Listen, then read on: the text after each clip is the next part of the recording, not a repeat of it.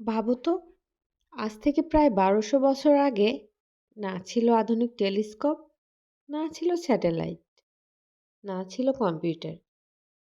তবুও এক মানুষ পৃথিবীর আকার মেপে ফেললেন, গ্রহ নক্ষত্রের গতি নির্ণয় করলেন, এমন এক বই লিখলেন যে বই পড়ে ইউরোপ জ্যোতির্বিজ্ঞান শিখেছে ৬০০ বছরেরও বেশি সময় ধরে।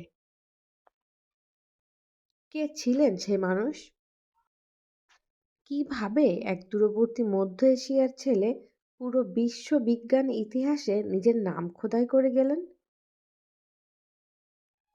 তিনি কে তুমি কি জানো? তিনি হচ্ছেন আল ফারঘানি, একজন জ্যোতির্বিজ্ঞানী, গণিতবিদ ও ভূগোলবিদ। আল ফারঘানির পুরো নাম আবু আল আব্বাস আহমদ ইবনে মুহাম্মদ ইবনে কাসির আল ফারঘানি। তার জন্ম আনুমানিক ৮০০ খ্রিস্টাব্দে বর্তমান উজবেকিস্তানের ফারঘানা উপত্যকায়। এই অঞ্চলটি তখন ছিল জ্ঞানচর্চার কেন্দ্র, ইসলামী স্বর্ণযুগের অংশ। শৈশব থেকে আল ফারঘানির মধ্যে দেখা যায় গণিতের প্রতি তীব্র আগ্রহ, আকাশ ও নক্ষত্র নিয়ে কৌতূহল, প্রকৃতিকে পর্যবেক্ষণের অসাধারণ ক্ষমতা। তার পরিবার সম্পর্কে বিস্তারিত তথ্য পাওয়া যায় না, কিন্তু ইতিহাসবিদরা একমত তিনি পেয়েছিলেন উচ্চমানের শিক্ষা ও বুদ্ধিবৃত্তিক পরিবেশ। যখন আল ফারঘানি তরুণ, তখন বাগদাদ ছিল পৃথিবীর সবচেয়ে বড় জ্ঞানকেন্দ্র। এখানেই ছিল বায়তুল হিকমা বা হাউস অফ উইজডম। এই প্রতিষ্ঠান ছিল বিজ্ঞানীদের মিলন মেলা। গ্রিক, পারস্য ও ভারতীয় জ্ঞান অনুবাদের কেন্দ্র। আল ফারঘানি এখানে যোগ দেন এবং কাজ শুরু করেন বিশ্ববিখ্যাত বিজ্ঞানী আল মামুনের পৃষ্ঠপোষকতায়। আল ফারঘানির সবচেয়ে বড় অবদান হচ্ছে জ্যোতির্বিজ্ঞানের সহজ ও নির্ভুল ব্যাখ্যা।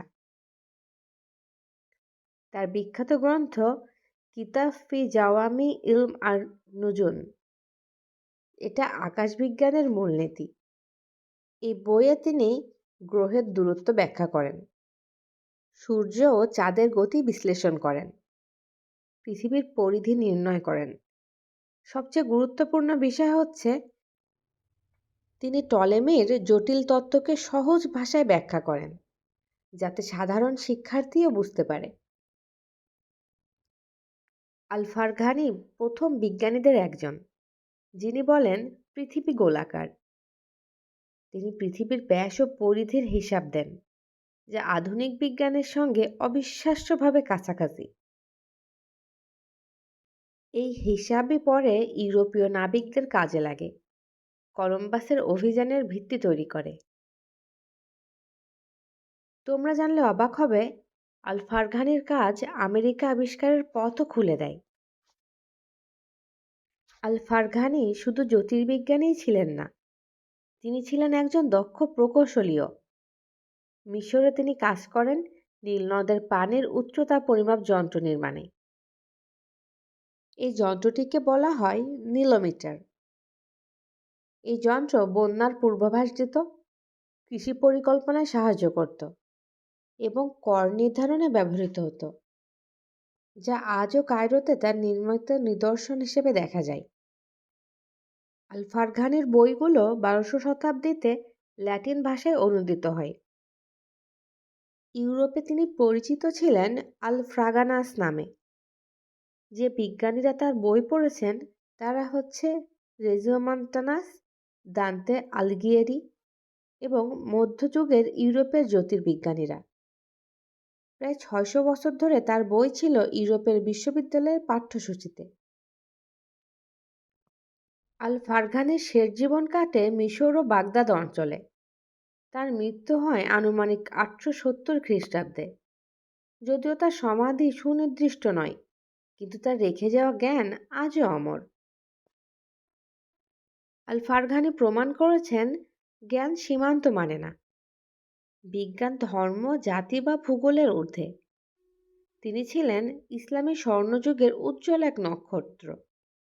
আধুনিক জ্যোতির্বিজ্ঞানের ভিত্তি নির্মাতা, পূর্ব ও পশ্চিমের জ্ঞান সেতু।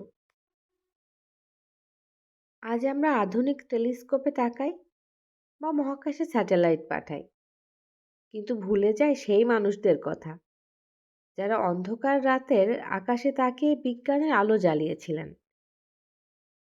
আল ফারঘানি ছিলেন সেই আলোদের একজন। তুমি কি আল ফারঘানির নাম আগে কখনো শুনেছ? যদি শুনে থাকো এবং তার সম্পর্কে কিছু জেনে থাকো, তাহলে অবশ্যই সেটা কমেন্ট বক্সে জানাতে ভুলবে না। আজকের ভিডিওটি দেখার জন্য তোমাকে অসংখ্য ধন্যবাদ। যদি ভিডিওটি তোমার কাছে ভালো লেগে থাকে, তাহলে আমাদের channel let's learn with Eva and kids subscribe করে বেল আইকন অন করে রেখো। তাহলে নতুন ভিডিও আপলোড হলেই তুমি সর্বপ্রথম নোটিফিকেশন পাবে। ভিডিওটি ভালো লাগলে লাইক, কমেন্ট ও শেয়ার করতে ভুলবে না। তোমাদের সমর্থন আমাদের আরও নতুন ও শিক্ষামূলক ভিডিও বানাতে অনুপ্রাণিত করে। আগামী ভিডিওতে আবার দেখা হবে নতুন কিছু শেখার বা মজার বিষয় নিয়ে, অথবা চলে আসবো কোনো বিজ্ঞানের জীবনী নিয়ে। সাধারণ জ্ঞান সম্পর্কিত ভিডিওর গুরুত্বপূর্ণ লিঙ্কগুলো এবং মনীষীদের জীবনের লিঙ্কগুলো দেয়া থাকবে ডেসক্রিপশন বক্সে। দয়া করে দেখে নিও। পরবর্তী ভিডিও নিয়ে আসা পর্যন্ত সুস্থ ও আনন্দে থেকো। আজকের মতো এ পর্যন্তই। আল্লাহ হাফেজ।